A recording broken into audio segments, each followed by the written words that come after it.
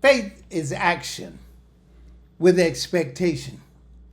These four men took action, and their action was rewarded handsomely. Here's a story that will encourage you.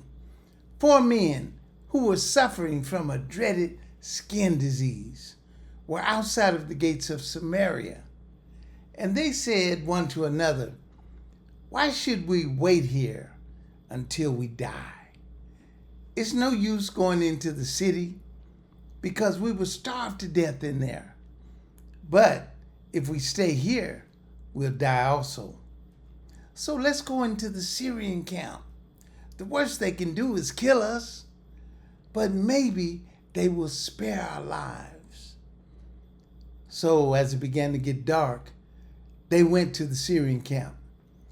But when they reached it, no one was there.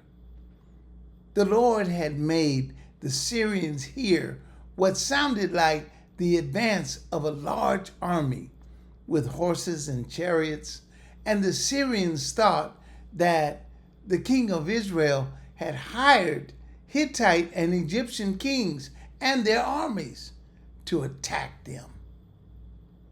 So that evening, the Syrians fled for their lives, abandoning their tents, their horses, their donkeys, and leaving the camp just as it was. When the four men reached the edge of the camp, they went into a tent. They ate and drank whatever was there. They grabbed the silver, they grabbed the gold, they grabbed the clothing, and they went off and hid them. Then they returned, entered another tent, and did the same thing.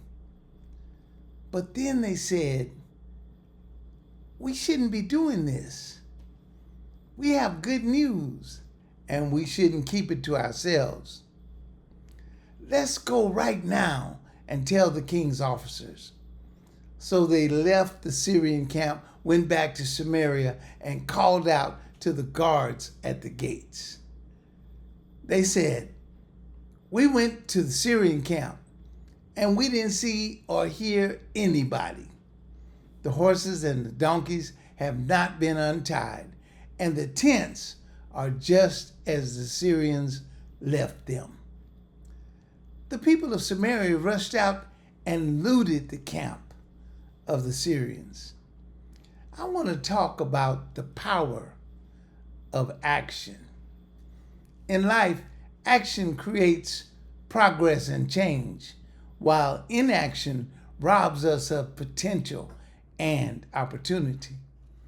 The danger of inaction lies not only in the lost opportunities, but our dreams slowly die. When we choose inaction, we surrender to the comfort of familiarity, often at the cost of growth and going forward. Each moment of hesitation, each decision that we put off, is a step taken away from our bright possibilities. The world moves forward, ignoring our reluctance, and we fall short of what could have been. In personal development, not acting fosters stagnation. That's where doubts and fears take root, growing, blocking our progress. We may dream, but without the actions to chase those dreams, they just fade away into the background of our lives. Did you hear the question that one leper asked? "Why sit we here till we die?" All of us should think of all of the things that we know we should be doing and begin doing them. Inaction also impacts our mental and emotional well-being. The regrets of what we did not do, the opportunities we let slip by, that can weigh heavily on our conscience. We wonder, what if? Time waits for no one, and every moment wasted is lost. To overcome inaction, we must cultivate a mindset of proactive engagement. We have to think like that leper. We must embrace the discomfort of what we don't know, because that's how we begin to grow. They only knew two things for sure. One, if they went into the city, they would die. If they stayed where they were, they would die. But if they went into the enemy's camp, maybe they would take them prisoners and feed them. I remember John Osteen saying, "Do something, lest you do nothing. In all labor there's profit, and faith without works is dead." We must take small steps toward our goals because progress is often a little at a time. When facing hard times, we must be strong, and in the face of uncertainty, we need to let the Spirit lead the way. The solution to inaction is action.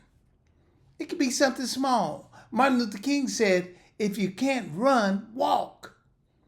If you can't walk, crawl. But whatever you do, keep moving." It's the courage to begin, the persistence to continue, and the wisdom to understand that every effort counts.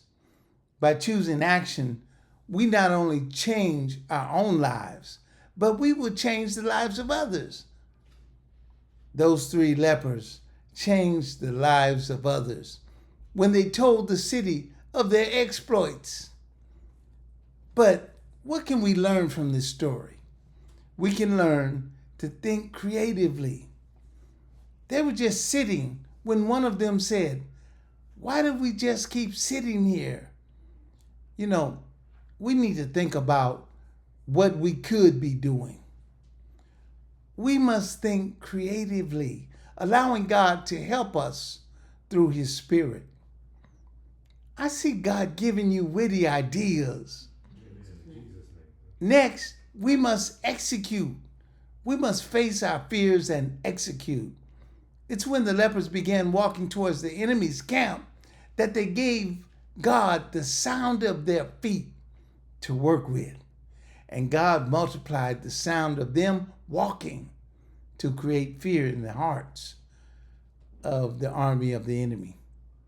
God will magnify your small efforts into bigger things. So get moving. And finally, here's the big one. Make sure you're aware that when God blesses you, He's trying to bless others as well. You are blessed to be a blessing. So don't forget to be a blessing when God blesses you. If this message has helped you, please like, subscribe, and share. Remember, it's a sin when you don't win.